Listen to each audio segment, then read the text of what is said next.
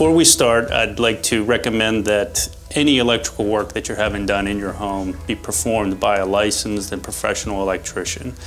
Electricity is not a hobby and should be practiced safely.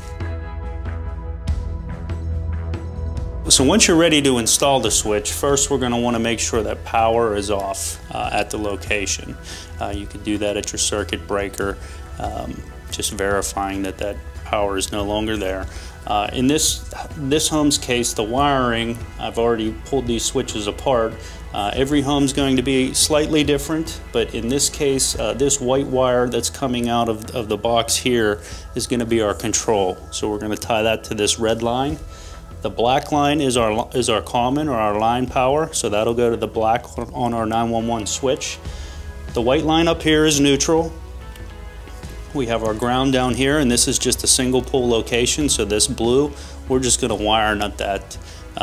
We'll do that right now so that that can never be energized.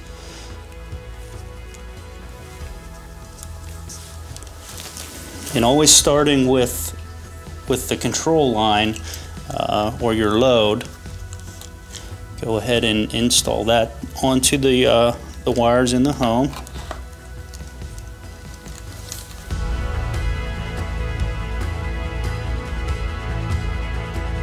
And then lastly, we're going to take our common or our hot line and apply the power to it.